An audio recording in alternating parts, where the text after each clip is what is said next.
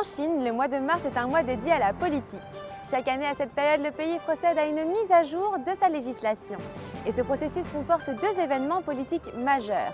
Le premier est la CCPPC, ou Conférence consultative politique du peuple chinois, et le second est l'APN, ou l'Assemblée populaire nationale. La CCPPC a une fonction consultative, tandis que l'APN a une fonction décisionnelle.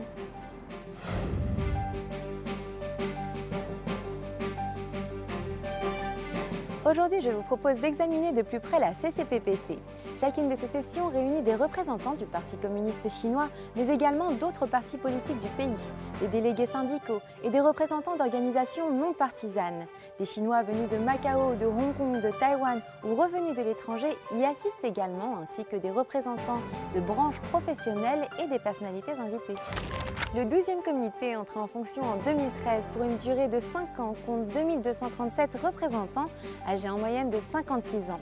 18% d'entre eux sont des femmes et 11,5% d'entre eux appartiennent à une minorité ethnique de Chine.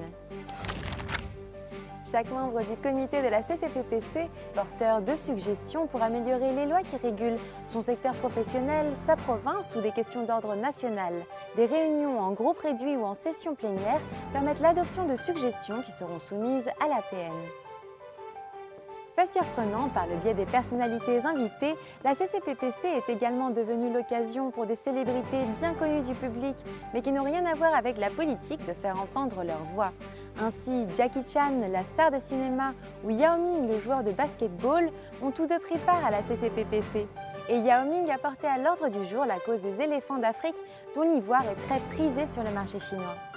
Toutes ces suggestions seront prises en compte lors de la seconde phase de ce processus législatif, l'APN, qui débute 2 jours après la CCPPC et que nous étudierons dans notre prochain reportage.